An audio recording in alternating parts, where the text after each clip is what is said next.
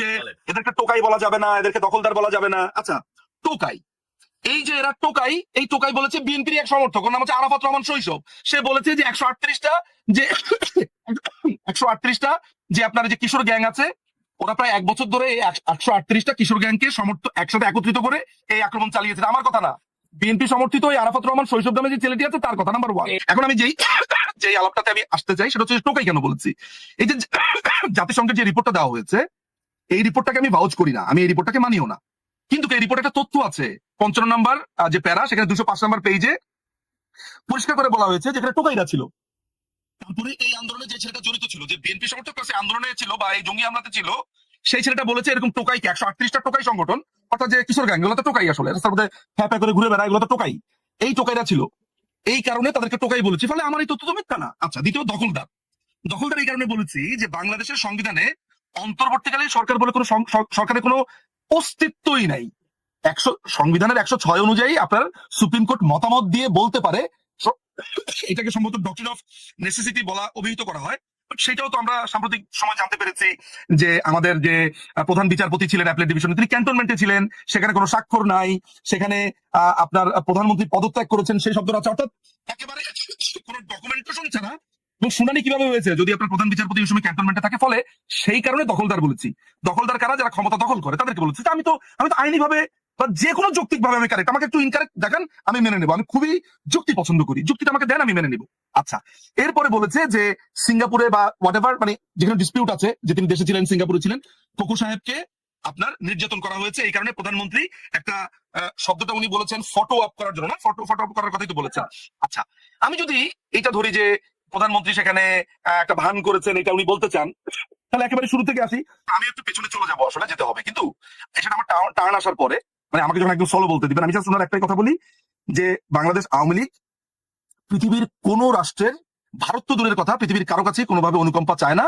কিন্তু বাংলাদেশ আওয়ামী লীগ, বাংলাদেশের যে নীতিটা, কারোর সাথে শত্রুতা নয়, সবার সাথেই বন্ধুত্ব। বাংলাদেশ যে আপনার আপনার জোট বিরোধী বা জোটবিহীন যেই আমাদের যেই প্রিন্সিপাল, হোল বাংলাদেশের পররাষ্ট্রনীতি, বাংলাদেশ আওয়ামী লীগ সেটাতেই বিশ্বাস করে। কারো অনুকম্পা বাংলাদেশ আওয়ামী লীগ কখনোই চায়নি এবং চাবেও না। কিন্তু বাংলাদেশ আওয়ামী লীগ পৃথিবীর প্রত্যেকটা দেশ এক্সেপ্ট পাকিস্তান এবং ইসরায়েল, এই দুটো দেশের কোনো বন্ধুত্বও চায় না। এই দেশের তাদের কোনো খারাপেও নাই, ভালোতেও নাই, শেষ। আমরা এদের চাই না। কিন্তু অন্য দেশের থেকে আমরা বন্ধুত্ব চাই, আমরা অন্য দেশের কাছ থেকে সাহায্য চাই না, আমার বিষয়। সেখানে আপনার ববি ভাই ছিলেন, সেখানে ছোট আপা ছিলেন, কেন আমি এটা মনে করতে পারছি না, কিন্তু সেখানে যারা যারা ছিলেন, সেখানে মাননীয় প্রধানমন্ত্রীকে প্রশ্ন করা হয়েছে, তিনি দেশে ফিরতে যখন চেয়েছেন তাকে ভোট করতে দেবে না। তিনি বলেছেন আমার দেশে আমি যাব, আমার দেশে আমি এখানে যাব, কেন আমাকে দেবে না? আমি অবশ্যই দেশে যাব। উনার টিকিট ক্যান্সেল করা, ভোট করতে দেওয়া হয়নি। এরপরে তিনি আবার টিকিট কিনে গিয়েছেন। আপনি কি বলছেন? সৌহার্দ্যের প্রশ্নতে আমি আসি। খুনি ফারুক, বঙ্গবন্ধুর খুনি ফারুক, সে গিয়ে বলেছে আপনার বঙ্গবন্ধুকে খুন করতে চায়।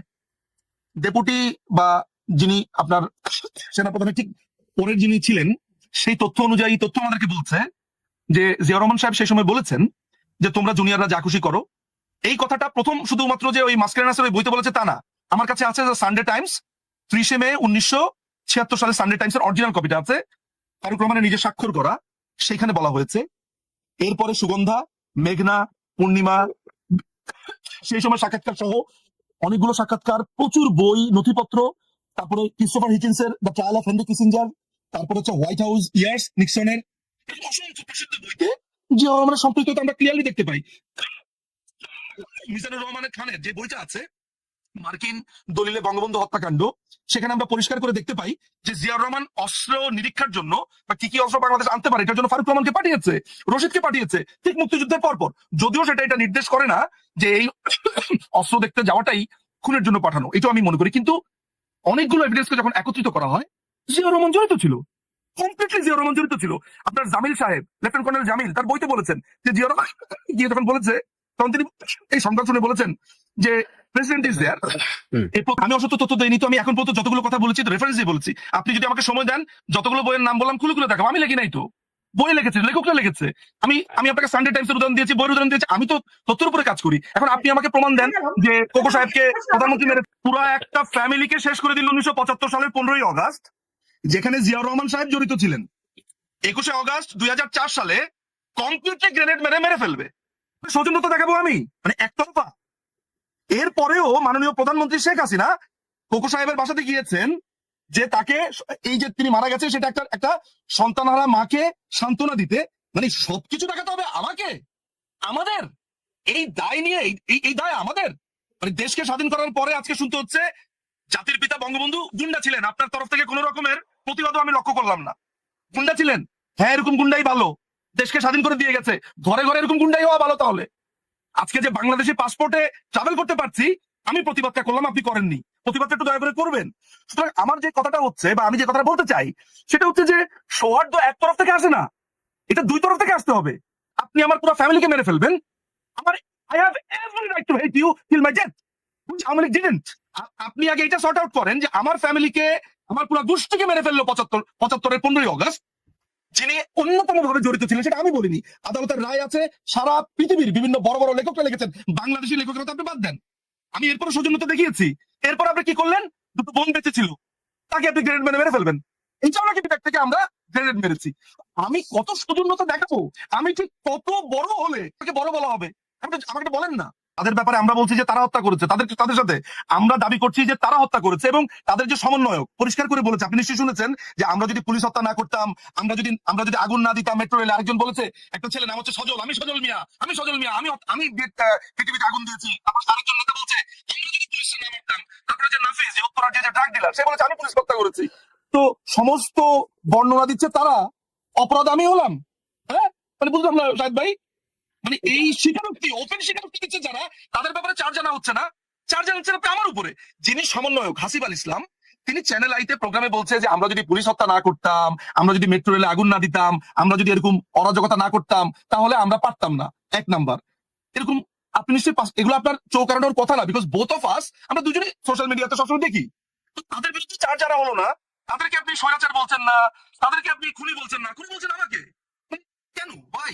আর আমি যে অনুশোচনা চাইবো, আমার দলে বাংলাদেশ আওয়ামী লীগের যদি আমি লাস্ট হিসাব করি, আমাদের হিসাব মতে 35-42% ভোট আমাদের আছে, যারা ভোট দেয় তাদের মধ্যে 2 থেকে 3 কোটি, ডাটা অনুযায়ী আপনার কাছে যে ডাটা আছে, জাতীয় বাংলাদেশ নির্বাচনের যে আমি বইটা এখনই বের করতে পারি, সেখানে আমি দেখতে পাচ্ছি যে বাংলাদেশ আওয়ামী লীগের ভোট এখনো পর্যন্ত 35-42%। 42% মানুষ আওয়ামী লীগকে অপরাধী মনে করে না। তার কাছে অনুশোচনা চাইবো আমি এখন, আওয়ামী লীগের জামাত মনে করে, আপনি মনে করেন, জামাত মনে করেন, জামাত তো গণহত্যা করেছে, আমি ওর কাছে মাপ চাবো? জামাত তো, ইউনূস হচ্ছে একটা দখলদার বাহিনীর প্রধান, আমি সুদখোর টুৎখোর বলবো না, আমি শুধু বলবো যে একটা দাগি আসামি।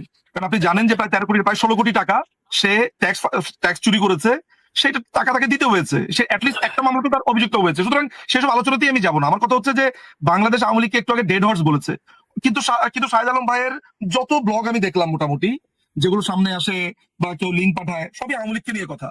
তো একটা ডেড হর্সকে নিয়ে শাহেদ আলম ভাইয়ের এত আগ্রহ, যে মানে মনে হচ্ছে যে ওই যে বাংলা সিনেমা দেখেছি না, বেদের মেয়ে জোসনা, বিন বাজায় আপনার ওই সাপের ছোবল থেকে বাঁচায়, শাহেদ আলম ভাই মানে আওয়ামী লীগের দায়িত্ব নিয়েছে, বিন বাজিয়ে তারপরে আসি বলে জোসনা ফাঁকি দিয়েছে। সুতরাং ডেড হর্সকে নিয়ে এত চিন্তা কেন, যে আজকের মিটিং এ পর্যন্ত বলতে হয়েছে যে আমরা যদি ঐক্যবদ্ধ না থাকি, আমাদের অবস্থা তো জানেনি কি হয়েছে, আমাদের অবস্থা কি হয়েছে আপনারা তো জানেনি, আপনাদের অবস্থা খারাপ হবে ঐক্যবদ্ধ না থাকি। চারদিকে তো শুধু ডেড হর্সের ভয়, ডেড হর্স তো ডেড হর্সের তো ভয় কেন? ডেড হর্সের ছাত্র বাহিনীকে নিষিদ্ধ করতে হয়, ডেড হর্সকে আপনার নিষিদ্ধ করতে হয়, তার সহযোগী সংগঠনকে নিষিদ্ধ করতে হয়, জয় বাংলা কেউ স্লোগান দিলে তাকে নিষিদ্ধ করতে হয়, ওই আওয়ামী লীগ আসলো এই ভয়ে, জয় বাংলা বলেছে, জয় বাংলা নট বাংলাদেশ আওয়ামী লীগ নিয়ে কিছু বলেনি, জয় বাংলা, জয় বঙ্গবন্ধু বলেছে, না তুই দুই আওয়ামী লীগ, জয় বঙ্গবন্ধু নিজে বলেছেন।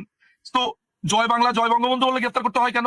সাধারণ মানুষ ভয়ে কথা বলতে পারছে না। আপনি শোনেন, আজকে আমরা এই প্রোগ্রামে যদি নাও বলি, শাহেদ আলম ভাই জানেন না যে পত্রিকারা লিখতে পারছে না এখন?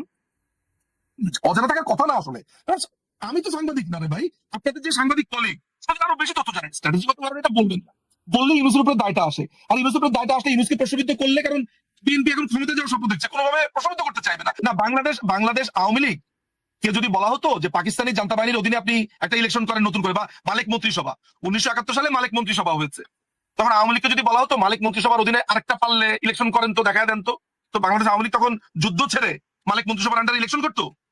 অনেকেই করছে।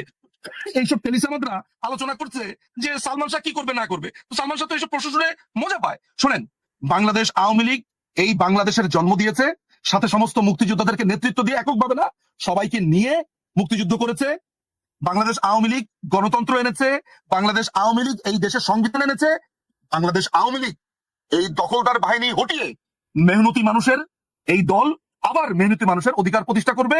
আর এই বুর্জোয়া দালাল যারা আছে, এই সাম্রাজ্যবাদী, এদেরকে কিভাবে দমন করতে হয় বাংলাদেশ আওয়ামী লীগ জানে, এবং সেটা আদর্শিকভাবে গণতান্ত্রিক প্রক্রিয়াতে এবং সশস্ত্র সংগ্রামের মাধ্যমে। এখন সশস্ত্র সংগ্রাম মানে কি? অস্ত্র মানে ওই পিস্তলের অস্ত্র না, তার চিন্তা, তার ফিলোসফি, তার আদর্শ, এটা আমার কাছে অস্ত্র। এই চিন্তার যে অস্ত্র, সেই অস্ত্রের মাধ্যমে সশস্ত্র সংগ্রাম করবে।